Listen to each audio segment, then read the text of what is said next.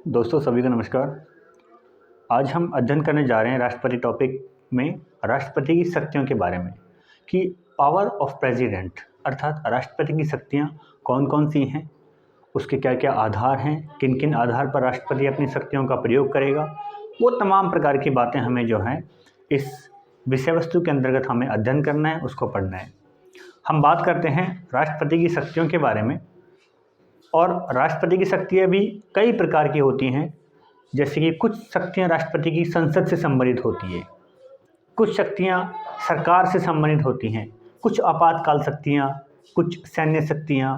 तो कहने का तात्पर्य ये हुआ कि बहुत अलग अलग प्रकार की जो हैं शक्तियाँ राष्ट्रपति के पास होती हैं, क्योंकि राष्ट्रपति जो है हमारे राष्ट्र का प्रमुख व्यक्ति होता है। सबसे संविधान के अनुसार सबसे जो सर्वोच्च पद है वो राष्ट्रपति का होता है। तो आज हम जो शक्ति डिस्कस करने वाले हैं, आज हम बात करने वाले हैं राष्ट्रपति की कार्यपालिका से संबंधित कौन कौन सी शक्तियां हैं। हमें ये पता होना चाहिए कि कार्यकारी शक्ति या फिर कार्यपालिका से संबंधित शक्ति, शब्द में थोड़ा सा डिफरेंस जरूर है, लेकिन अर्थ दोनों का एक ही है। कार्यपालिका संबंधी शक्तियों का जब हम बात करते हैं, सबसे पहले हमें ये जान लेना चाहिए कि कार्यपालिका होती क्या है। बात समझ आ गई? ये लिखा हुआ है मैंने यहाँ कि एग्जीक्यूटिव पावर ऑफ प्रेसिडेंट अर्थात कार्यपालिका से संबंधित शक्तियां, कि ये कार्यपालिका आखिर क्या होती है, जो एग्जीक्यूट हम बोलते हैं वो क्या होता है। देखिए साधारण शब्दों में आपको बताऊं, कार्यपालिका का मतलब क्या है? सरकार, ठीक है, जिसमें राष्ट्रपति स्वयं भी आएगा। उसमें कार्यपालिका की हम वास्तविक रूप से बात करें तो कार्यपालिका का मतलब है कि एक तो आपका हो गया प्रेसिडेंट, मैंने पी से शॉर्टकट में लिखा है। एक आपका हो जाएगा वाइस प्रेसिडेंट अर्थात उपराष्ट्रपति, प्रधानमंत्री और काउंसिल ऑफ मिनिस्टर अर्थात जो भी मंत्री परिषद है वो, ये सब कार्यपालिका के ही अंग हैं। तो कहने का मतलब, अगर मैं प्रेसिडेंट को यहाँ से हटा दूं तो इस संदर्भ में हम बात करूं कि इन चीज़ों के ऊपर अर्थात केंद्र सरकार से संबंधित राष्ट्रपति की कौन कौन सी शक्तियाँ हैं, कौन कौन से उसके अधिकार हैं, उनकी हम बात करेंगे। कुछ बातें बताता हूँ आपको। केंद्र सरकार में बहुत सारे पदाधिकारी होते हैं जिनका बाकायदा संविधान में वर्णन किया हुआ है, चाहे वो आपका महान्यायवादी हो, चाहे आपका वो नियंत्रक और महालेखा परीक्षक हो, चाहे वो किसी राज्य का राज्यपाल हो, चाहे वो केंद्र शासित प्रदेशों के प्रशासक हों। विभिन्न प्रकार की नियुक्तियाँ जो हैं राष्ट्रपति के द्वारा की जाती है। तो ये भी एक प्रकार की शक्ति है, राष्ट्रपति के पास एक विशेष पावर है, ठीक है। तो मोटे तौर पर मैंने आपको बताया कि केंद्र सरकार के संदर्भ में राष्ट्रपति की कौन कौन सी शक्तियां हैं, वही कार्यपालिका शक्तियां हैं। इस 53 नंबर के आर्टिकल में क्या लिखा हुआ है? इसमें ये लिखा हुआ है कि जो संघ सरकार होगी, संघ सरकार मतलब भारत सरकार, कि संघ सरकार की समस्त कार्यपालिका शक्तियां राष्ट्रपति में निहित होंगी, अर्थात कार्यपालिका से जो संबंधित जो पावर है वो स्पेशली राष्ट्रपति के पास होगी। एक बात लिखी हुई है। और राष्ट्रपति उन शक्तियों का प्रयोग कैसे करेगा? राष्ट्रपति उन शक्तियों का प्रयोग अपने अधीनस्थ अधिकारियों के द्वारा करेगा। अब उसके अधीनस्थ अधिकारियों की बात करें कि कौन कौन से उसके अधीनस्थ अधिकारी हैं, तो राष्ट्रपति के अंडर में प्रधानमंत्री भी है और मंत्रिपरिषद भी है, ठीक है। तो प्रधानमंत्री और मंत्रिपरिषद को इंक्लूड कर दें तो उनके द्वारा अर्थात मंत्रिपरिषद की सलाह पर या मंत्रिपरिषद की सहायता से राष्ट्रपति वो तमाम प्रकार के कार्य करेगा, और वही उसकी शक्तियां हैं, कार्यपालिका से संबंधित शक्तियां, एग्जीक्यूटिव पावर्स ऑफ प्रेसिडेंट। बात समझ में आ गई? ये बाकायदा आर्टिकल 53 में ये बातें लिखी हुई हैं। भारतीय संविधान का आर्टिकल 53 ये बात कहता है कि संघ सरकार की अर्थात भारत सरकार की जो शक्तियां होंगी, कौन सी शक्तियां? कार्यपालिका से संबंधित शक्तियां, वो किस में निहित होंगी? राष्ट्रपति में निहित होंगी, ठीक है। और राष्ट्रपति उन शक्तियों का प्रयोग कैसे करेगा? वो मंत्रिपरिषद और प्रधानमंत्री की सहायता से जो है सारे काम करेगा, क्योंकि राष्ट्रपति स्वयं काम नहीं करता। एक्चुअल में जो काम कर रहा है, वास्तविक रूप से जो सरकार का प्रमुख है वो प्रधानमंत्री ही तो है, ठीक है। तो एक तो बात आपको ये क्लियर हुई। सबसे पहली बात, आर्टिकल 53 आधार है कार्यपालिका से संबंधित शक्तियों का। देखिए एक और महत्वपूर्ण अनुच्छेद मैं बता रहा हूँ आपको, आर्टिकल 74 अनुच्छेद 74, जिसमें ये लिखा हुआ है कि राष्ट्रपति को सलाह देने के लिए, ये शब्दों पे आपको खास तौर से जोर देना है, एक तो सलाह, एक सहायता देने के लिए राष्ट्रपति को सलाह और सहायता देने के लिए क्या होगा, एक मंत्री परिषद होगी। क्या होगी? एक मंत्री परिषद होगी। इस मंत्री परिषद को ही बोलते हैं काउंसिल ऑफ मिनिस्टर। मैं इसको शॉर्टकट में COM से रिप्रेजेंट कर रहा हूँ, C for council of ministers, अर्थात मंत्री परिषद होगी। और मंत्री परिषद जो भी सलाह देगी, मंत्री परिषद जो भी सलाह देगी वो सलाह राष्ट्रपति को माननी पड़ेगी। अब बात ये उठती है, क्या राष्ट्रपति को हर हाल में वो सलाह माननी पड़ेगी? इसका मतलब तो ये हुआ, अगर राष्ट्रपति को हर हाल में वो सलाह माननी पड़े तो राष्ट्रपति एक प्रकार की कठपुतली हो गई, जो मंत्री परिषद कहेगी वही राष्ट्रपति को मानना पड़ेगा। एक तरफ मैं ये बताता हूं कि राष्ट्रपति सलाह को ना भी माने, क्या ऐसा प्रावधान है? अगर मंत्रिपरिषद बार बार किसी कानून बनाने के लिए राष्ट्रपति को सलाह दे रही है, राष्ट्रपति उस कानून को मान नहीं रहा है, तो वो भी बेकार चीज़ें हैं, वो भी समय की बर्बादी है। ठीक है, तो इसके लिए क्या है मैं आपको बताता हूँ। शुरुआत में ऐसा था कि राष्ट्रपति जो है सलाह मानने के लिए बाध्य नहीं था। कुछ संवैधानिक संशोधन हुए और संवैधानिक संशोधन के बारे में जो ये सलाह मानने वाली जो बाध्यता है, इसके संदर्भ में आपको जानकारी देने की चाह रहा हूँ। इस बारे में ये बात हुई कि राष्ट्रपति एक बार पुनर्विचार हेतु लौटा सकता है कि मंत्रिपरिषद ने जो भी सलाह दी है और राष्ट्रपति को वो लगता है कि जो ये सलाह मंत्रिपरिषद ने दी है, इस सलाह पे या जो भी काम दिया है राष्ट्रपति के लिए मंत्रिपरिषद ने, उस काम को वापस से देखना चाहिए, उस रिपोर्ट को वापस से देखना चाहिए, एक बार उस पर वापस से सोच विचार करने की आवश्यकता है। तो राष्ट्रपति एक बार पुनर्विचार हेतु उस विधेयक को या उस बिल को लौटा सकता है। लेकिन अगर मंत्रिपरिषद ने वापस से उसको देखा और दोबारा से उसको भेज दिया, फिर वो सलाह राष्ट्रपति को माननी ही पड़ेगी। अर्थात एक बार पुनर्विचार हेतु लौटाने के बाद में उस सलाह को राष्ट्रपति मानने के लिए बाध्य है। इस बात से ओवरऑल आपको क्या समझ में आया? मैं आपको ये समझाने का प्रयास कर रहा हूँ कि राष्ट्रपति के लिए मंत्रिपरिषद ने जो सलाह दी है, क्या उस सलाह को राष्ट्रपति मानने के लिए बाध्य है? मैं ये कह रहा हूँ बाध्य है, लेकिन अगर राष्ट्रपति को लगता है कि उसमें कुछ खामियां हैं तो राष्ट्रपति उसको एक बार पुनर्विचार हेतु लौटा सकता है।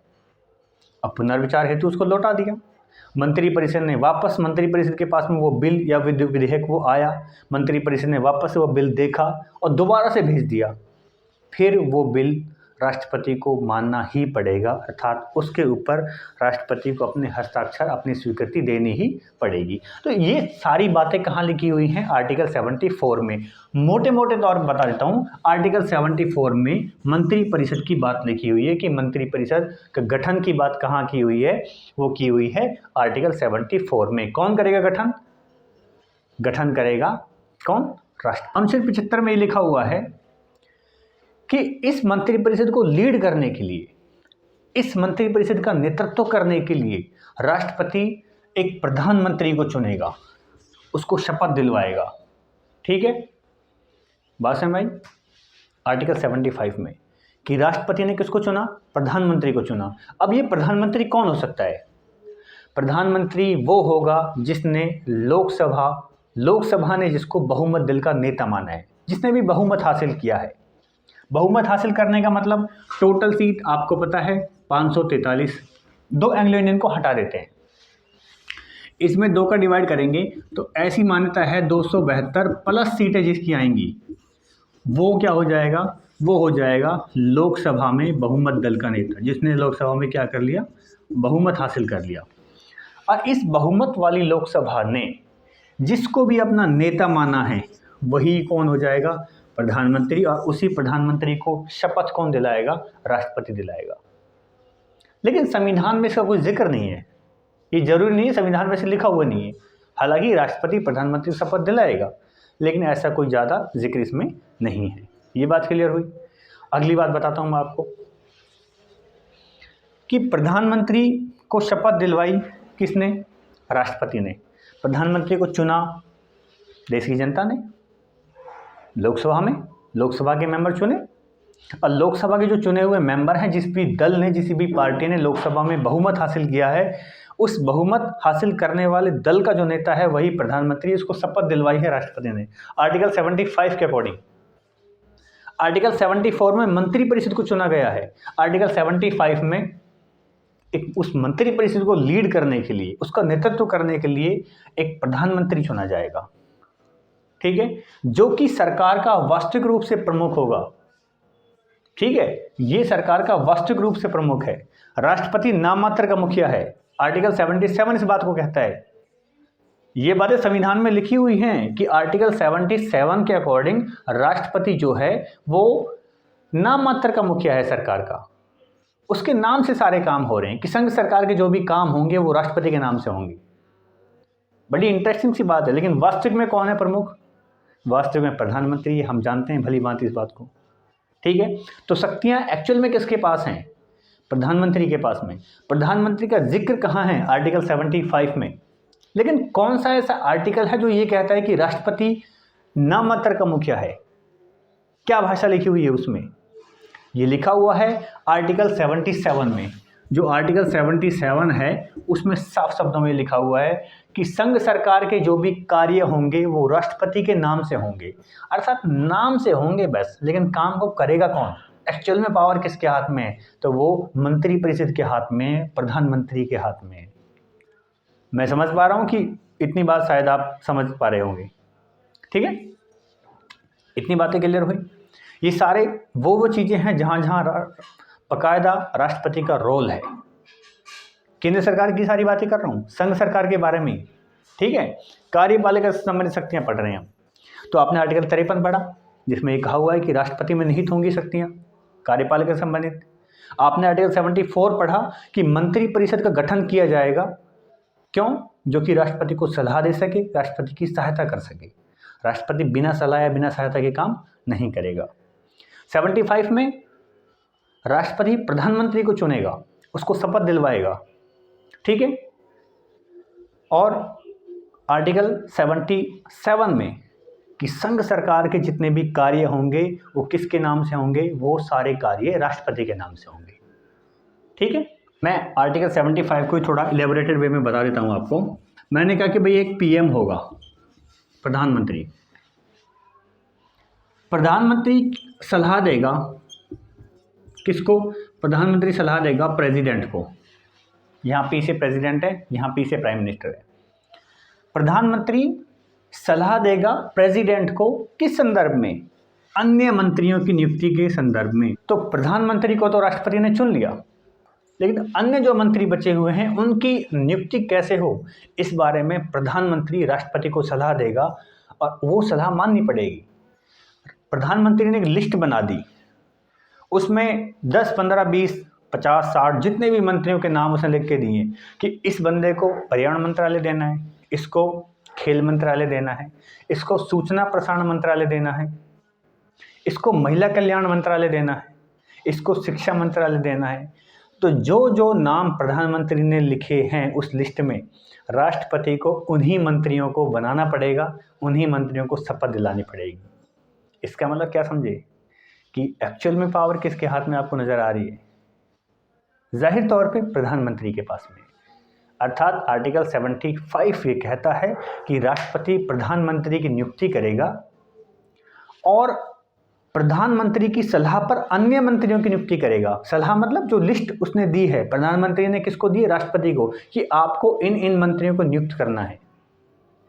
बात समझ पा रहे होंगे आप। लेकिन एक खास बात मैं आपको और बताता हूं। राष्ट्रपति ने अन्य मंत्रियों को शपथ दिलवाई, अन्य मंत्रियों की नियुक्ति की, किसकी सलाह पे की? जो प्रधानमंत्री ने कहा उनकी सलाह पे। इसका मतलब ये राष्ट्रपति ने तो डिसाइड नहीं किया कि किसको खेल मंत्रालय देना है, किसको शिक्षा मंत्रालय देना है। ये सब डिसाइड किसने किया है?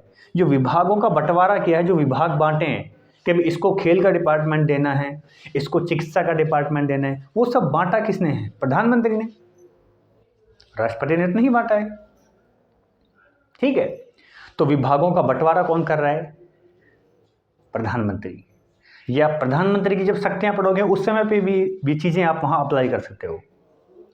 लेकिन जब विभागों का बंटवारा हो चुका है, ठीक है, विभागों का बंटवारा होने पर उन विभागों के कार्य आवंटन के नियम, मेरी बात ध्यान से सुनना, कार्य आवंटन के नियम कि आपने जो जो कार्य आवंटित किए हैं, कार्य आवंटित किसने किए हैं? प्रधानमंत्री ने। कैसे?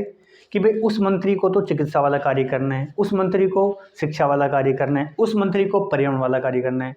लेकिन उस कार्य आवंटन के जो नियम बनेंगे, वो नियम जो है वो राष्ट्रपति ही बनाएगा। थोड़ी सी कन्फ्यूजन हो सकती है कि विभागों का बंटवारा कौन कर रहा है या फिर कार्य आवंटित कौन कर रहा है? प्रधानमंत्री।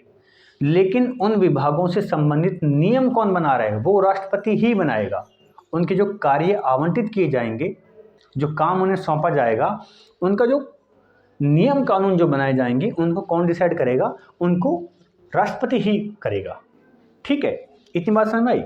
तो मैंने कहा कि प्रधानमंत्री बनेगा और प्रधानमंत्री आर्टिकल 75 के अकॉर्डिंग बनेगा। लेकिन ये कौन बनेगा? ये बनेगा जिसको लोकसभा में बहुमत हासिल हो, बहुमत दल का नेता जो होगा, जो उसको नेता चुनेंगे। अब ऐसा हो सकता है कि भाई लोकसभा में किसी को स्पष्ट बहुमत ना मिले तो क्या होगा? तो राष्ट्रपति के पास में ये पावर है, अगर किसी भी दल को स्पष्ट बहुमत ना मिले तो वो ज़्यादा मत वाले, अर्थात जिसने ज़्यादा सीट जीती हैं, उस दल को या अन्य किसी दल को वो बहुमत हासिल करने के लिए कह सकता है और वो उसको प्रधानमंत्री नियुक्त कर सकता है। ये राष्ट्रपति की विशेष पावर है, उसकी शक्ति है। भाई अगर स्पष्ट रूप से आप लोकसभा का नेता चुन के आ रहा है, स्पष्ट बहुमत मिल रहा है किसी गठबंधन को या किसी एक दल को, किसी पार्टी को, तो ठीक है। अगर बहुमत ना भी मिले और राष्ट्रपति को ऐसा लगता है कि ये वाली पार्टी बहुमत हासिल कर सकती है, बाद में गठजोड़ बैठा सकती है, ठीक है, बाद में अन्य जो एमपीज वगैरह को वो कलेक्ट कर सकते हैं, ठीक है, अन्य पार्टियों से वो सहयोग स्थापित कर सकते हैं, तो वो अन्य किसी दल के नेता को भी जो उसको लगता है उसको भी वो प्रधानमंत्री नियुक्त कर सकता है। इस तमाम बातें जो हैं आर्टिकल 75 में बाकायदा दी हुई हैं। इतनी बातें आप मेरे हिसाब से समझ पा रहे होंगे। इतनी बात क्लियर हुई आपको? आर्टिकल 77 भी मैं आपको बता देता हूँ। यहाँ आर्टिकल 77 में ये लिखा हुआ है कि जो राष्ट्रपति वो नाम मात्र का मुखिया है। हालांकि ऐसा लिखा हुआ नहीं है, एक्चुअल में लिखा क्या है ये मैं आपको बता रहा हूँ। लिखा हुआ ये है कि संघ सरकार के जो भी कार्य होंगे, जो काम होंगे, वो राष्ट्रपति के नाम से होंगे। नाम राष्ट्रपति का कर कोई और रहा है। इसका मतलब देखिए, हम एक्चुअल में तो नाम मात्र का जो मुखिया हम बार बार राष्ट्रपति को कहते हैं, वो कहीं ना कहीं संविधान में भी वो बात लिखी हुई है, लेकिन अप्रत्यक्ष रूप से लिखी हुई है, डायरेक्टली मेंशन नहीं की है। ठीक है, आर्टिकल 77 हुआ। एक आर्टिकल 76 भी मैं आपको बता देता हूँ। आर्टिकल 76 में राष्ट्रपति जो है वो महान्यायवादी की नियुक्ति करेगा। आप कहोगे ये महान्यायवादी कौन है? महान्यायवादी का मतलब है सरकार का वकील, सरकारी जो वकील है, जो सरकार की तरफ से केस लड़ेगा। क्योंकि सरकार में जो भी दल होता है, चाहे वो बीजेपी हो, चाहे वो कांग्रेस हो, चाहे वो बहुजन समाज पार्टी हो, कोई भी पार्टी जिसने भी लोकसभा में जो बहुमत हासिल कर रखा है गठबंधन से या अकेले, जो भी सरकार में है, सरकार के खिलाफ दुनिया भर के केस चल रहे होते हैं। ठीक है, तो उन केसों की जो पैरवी करता है सरकार की तरफ से, वो महान्यायवादी करता है। और महान्यायवादी एक प्रकार का सरकार का वकील है, जो सरकार के केसों को लड़ेगा कोर्ट में जाकर के, चाहे वो हाई कोर्ट में हो, चाहे वो सुप्रीम कोर्ट में हो। तो इस आर्टिकल 76 में ये बात लिखी हुई है कि महान्यायवादी की नियुक्ति भी कौन करेगा? राष्ट्रपति करेगा। ठीक है, आपको लगातार याद होने चाहिए आर्टिकल, बड़े आसान सी भाषा में। सबसे पहले आर्टिकल 53 में क्या राष्ट्रपति की कार्यपालिका जो शक्ति है उसके जब वर्णन किया हुआ है। हम पहुंचे सीधे आर्टिकल 74 में। मंत्री परिषद का गठन जो होगा, नियुक्ति जो करेगा वो राष्ट्रपति करेगा। ठीक है, क्यों? ताकि राष्ट्रपति को सलाह दे सके, मशवरा दे सके, सहायता कर सके उसकी सरकार के संचालन में। 75 में प्रधानमंत्री की नियुक्ति होगी, 76 में महान्यायवादी की नियुक्ति होगी, 77 में राष्ट्रपति जो है नाम मात्र का मुखिया है। ठीक है, एक्चुअल में 77 में लिखा हुआ है कि संघ सरकार के सभी कार्य राष्ट्रपति के नाम से किए जाएंगे। एक्चुअल में तो भाषा ये लिखी हुई है। ठीक है भाई, इतनी बात क्लियर हुई आपको? अब देखिए, मैं आपको इसके अलावा कुछ नियुक्तियों के बारे में बताता हूँ कि राष्ट्रपति इनके अलावा कौन कौन सी नियुक्ति करता है, जो उसकी शक्ति हैं। नियुक्ति कहाँ करेगा? केंद्र सरकार में नियुक्ति, संघ सरकार की जो नियुक्ति है। ठीक है, कार्यपालिका से समझ सकते हैं बता रहा हूँ, तो कार्यपालिका के अंदर वो कौन कौन सी नियुक्तियाँ वो करेगा। नियुक्ति कोई एक नहीं है, बहुत सारी नियुक्ति जो है वो राष्ट्रपति को करनी होती है। एक आपको पहले पता होना चाहिए कि राष्ट्रपति काउंसिल ऑफ मिनिस्टर्स अर्थात मंत्रिपरिषद की नियुक्ति करता है। आर्टिकल 74 में पढ़ा है। आर्टिकल 75 में आपने ये पढ़ा है कि इसको लीड करने के लिए वो प्रधानमंत्री होगा, अर्थात प्रधानमंत्री और मंत्रिपरिषद की जो नियुक्ति है उनको शपथ दिलवा रहा है, उनको अपॉइंट कर रहा है, वो कौन है? राष्ट्रपति है। एक बात समझ आई। दूसरी बात, ये तो आर्टिकल 74 और ये आर्टिकल 75 की बात हुई। आर्टिकल 76 की मैं अगर बात करूं तो वहाँ मैंने बताया था एक महान्यायवादी होता है जो सरकार की तरफ से केस लड़ेगा। ये 76 में महान्यायवादी की नियुक्ति भी कौन करेगा? राष्ट्रपति करेगा। इस बात को भी आपको पता होना चाहिए, ठीक है। एक आपको और पता होना चाहिए कि महालेखा परीक्षक, साफ शब्दों में बताऊं तो वो लिखा होता है नियंत्रक एवं महालेखा परीक्षक, जिसको आप इन शॉर्ट बोलते हैं CAG, CAG, CAG, controller auditor general. ये कैग क्या काम करता है? कैग का मुख्य कार्य क्या है? कैग बेसिकली क्या करता है? सरकार के जो हिसाब किताब हैं उनको देखता है, ठीक है। सरकारी लेखा जोखा जो उनको चेक करता है। तो कैग की नियुक्ति भी कौन करेगा? राष्ट्रपति ही करेगा। और एक बात आपने पढ़ा होगा आर्टिकल 280, जिसके अंदर वित्त आयोग का जिक्र किया हुआ है। ये वित्त आयोग क्या है? फाइनेंस कमीशन क्या है? पैसा जब आता है तो राज्य सरकार ये चाह रही है कि पैसे को हम हड़प लें, केंद्र सरकार ये चाह रही है कि पैसे को हम हड़प लें, लेकिन इन दोनों का संतुलित रूप से बंटवारा कैसे हो? तो बंटवारा कौन करेगा? जो सर्वोच्च है। सर्वोच्च कौन है? राष्ट्रपति है। और राष्ट्रपति ये कहता है भाई पैसे वैसे के बारे में मुझे ज़्यादा नॉलेज नहीं है, लेकिन मैं एक काम कर सकता हूँ, मेरे हाथ में ये पावर है, मैं एक ऐसी टीम आपको दे सकता हूँ जो आपके बीच में पैसे का बंटवारा कर दे। इसलिए राष्ट्रपति आर्टिकल 280 के तहत एक वित्त आयोग, फाइनेंस कमीशन की गठन करता है, और वो फाइनेंस कमीशन केंद्र और राज्यों के बीच में धन का बंटवारा करता है।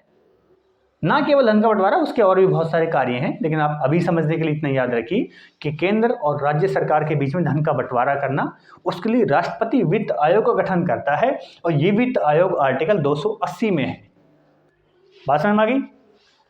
और देखिए, एक आपको आर्टिकल याद आ जाना चाहिए 324, आर्टिकल 324।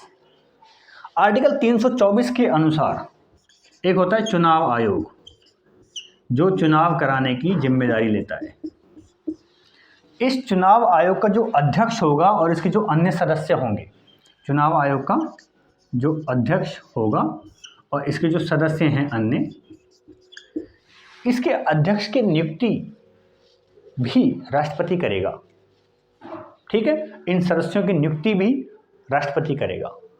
अब एक बात और बताता हूँ आपको। मान के चलो केंद्र और राज्यों के बीच में किसी विवाद को लेकर के कुछ झगड़ा हो जाता है, या हो सकता है दो राज्यों के बीच में झगड़ा हो जाए, जैसे हरियाणा पंजाब के बीच में जल को लेकर के थोड़ा डिस्प्यूट रहता है, ठीक है। और भी बहुत सारे राज्यों में, कर्नाटका, तमिलनाडु में ऐसे बहुत सारे राज्य हैं जिसमें किसी न किसी मुद्दे को लेकर के विवाद रहता है। तो ऐसे विवादों को सुलझाने के लिए राष्ट्रपति एक अंतर्राज्यीय परिषद का गठन कर सकता है। ये मैंने बता दिया क्यों किया जाएगा, ये भी राष्ट्रपति की एक पावर है, ठीक है।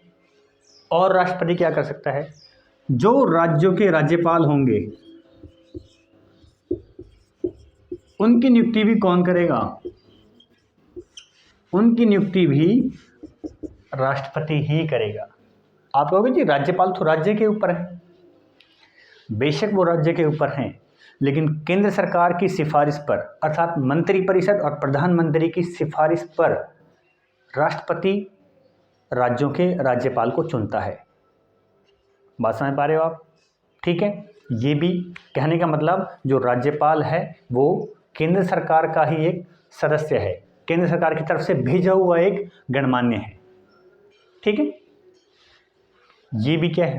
राष्ट्रपति की पावर है। भेजा तो राष्ट्रपति नहीं, नियुक्ति कौन कर रहा है? राष्ट्रपति कर रहा है। मैंने कहा यहाँ नियुक्तियों की बात कर रहा हूँ सारी की सारी में, किस किस चीज़ की वो नियुक्ति करेगा, किस किस चीज़ का वो गठन करेगा। एक बात और बताता हूँ, SC ST OBC कास्ट के लिए वो एक आयोग का गठन कर सकता है, पिछड़े वर्ग के लिए, अन्य पिछड़े वर्ग के लिए, ठीक है, कमीशन का स्थापित कर सकता है, उसका गठन कर सकता है, ठीक है। तो आयोग का गठन कर सकता है वो किसके लिए, SC के लिए, ST के लिए, OBC के लिए, ठीक है, पिछड़ा वर्ग आयोग का। या फिर किसी क्षेत्र को पिछड़ा वर्ग क्षेत्र घोषित करना है, अनुसूचित क्षेत्र घोषित करना है, अनुसूचित जनजाति क्षेत्र घोषित करना है, तो ये भी पावर किसके हाथ में है, ये भी पावर राष्ट्रपति के हाथ में है। समझे बात को, ये पावर भी किसके हाथ में है, राष्ट्रपति के हाथ में ये पावर भी, ठीक है। और एक बात, राष्ट्रपति केंद्र शासित प्रदेशों के लिए, जितने भी केंद्र शासित प्रदेश हैं, उन केंद्र शासित प्रदेशों को जो चलाता है, जो उसको संचालन करता है, उसको हम लोग बोलते हैं, इनके संचालन के लिए जो हम नियुक्त करते हैं वो होता है प्रशासक। और इस प्रशासक को भी कौन नियुक्त करता है, राष्ट्रपति। इस प्रशासक को ना कई जगह आपको एक शब्द मिलता है LG, जैसे दिल्ली में बड़ा, दिल्ली वाले मामले से आप समझ पाओगे, लेफ्टिनेंट गवर्नर, ठीक है, इसको LG भी वर्ड आपको लिखा हुआ मिल सकता है, प्रशासक। केंद्र शासित प्रदेशों के संचालन के लिए जो व्यक्ति राष्ट्रपति द्वारा चुना जाता है उसको हम प्रशासक बोलते हैं। अर्थात केंद्र शासित प्रदेशों को भी एक्चुअल में कौन संभाल रहा है, राष्ट्रपति संभाल रहा है, लेकिन राष्ट्रपति के पास कार्यभार बहुत ज़्यादा है, तो राष्ट्रपति क्या काम करता है, राष्ट्रपति किसी बंदे को उठा करके भेज देता है कि भाई आप जाओ उसको संभालो, चंडीगढ़ को आप संभालो, अंडमान निकोबार को आप संभालो। समझ पा रहे हो बात को मेरी को। तो एक्चुअल में केंद्र शासित प्रदेश जो हैं उनका संचालन, उनका प्रशासन भी किसके हाथ में है, उनका प्रशासन भी राष्ट्रपति के हाथ में है। और एक महत्वपूर्ण आर्टिकल बच गया है, आर्टिकल 78, बहुत ही महत्वपूर्ण आर्टिकल है अपने आप में। आर्टिकल 78 अगर मैं कहूँ तो ये राष्ट्रपति और प्रधानमंत्री दोनों के बीच के संबंधों की जानकारी हमें देता है कि राष्ट्रपति और प्रधानमंत्री के बीच में संबंध क्या है, उसकी जानकारी अगर हमें स्पष्ट लेनी है तो आर्टिकल 78 से हमें वो जानकारी मिल सकती है। क्या जानकारी मिलेगी, क्या लिखा हुआ है उसमें, आर्टिकल 78 में ये लिखा हुआ है, ये कहता है आर्टिकल 78 कि राष्ट्रपति प्रधानमंत्री से देश से संबंधित विभिन्न विषयों पर जानकारी मांग सकता है। क्या क्या विषय हो सकते हैं भाई, प्रेसिडेंट है और इन दोनों का रिलेशन है, कैसे रिलेशन है, प्रेसिडेंट जानकारी मांग रहा है, किससे मांगेगा, जिसको उसने प्रधान बना रखा है सरकार चलाने के लिए, देश के प्रशासन के लिए, देश की शासन व्यवस्था के लिए, वो कौन है, प्रधानमंत्री। तो प्रेसिडेंट प्रधानमंत्री से जानकारी मांगेगा, किसकी जानकारी, वो जानकारी मांग सकता है प्रशासन से संबंधित कि भाई प्रशासन कैसा चल रहा है, शासन व्यवस्था किस प्रकार की है, ठीक है भी या नहीं है। या फिर वो जानकारी मांग सकता है विधि निर्माण से संबंधित, विधि निर्माण कि कोई कानून बनाया जा रहा है तो भाई कानून निर्माण की प्रक्रिया कैसी चल रही है, कौन सा कानून उचित है, कौन सा कानून उचित नहीं है, कोई कानून बना है तो उसको लागू करवाया गया है या नहीं लागू करवाया गया है। या फिर वो किसी विषय पर वो प्रधानमंत्री को बोल सकता है कि वो काउंसिल ऑफ मिनिस्टर्स में किसी विषय पर चर्चा कराने के लिए, काउंसिल ऑफ मिनिस्टर मतलब मंत्री परिषद,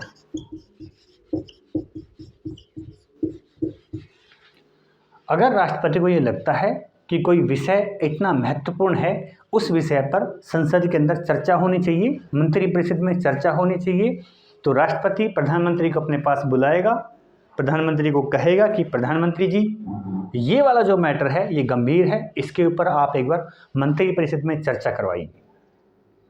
तो प्रधानमंत्री को मंत्री परिषद के अंदर जाकर के वो चर्चा करवानी पड़ेगी, ठीक है। तो आर्टिकल 78 से आप ये समझ पा रहे हैं, ये राष्ट्रपति और प्रधानमंत्री के बीच के संबंधों की व्याख्या करने में जो है लाया गया है। जानकारी मांगेगा कौन, राष्ट्रपति, किससे, प्रधानमंत्री से। देश के शासन संबंधी जानकारी मांग सकता है, विधि निर्माण संबंधी जानकारी मांग सकता है, किसी विषय पर मंत्री परिषद में चर्चा करवानी है उसकी जानकारी मांग सकता है। तो इन सब बातों से आपकी ये पॉइंट, ये तथ्य ये क्लियर हो जाना चाहिए कि जो जो चीज़ें हमने पढ़ी हैं वो सारी कार्यपालिका से संबंधित पढ़ी हैं हमने, ठीक है। तो तो ये शक्ति हैं राष्ट्रपति की कार्यपालिका से संबंधित।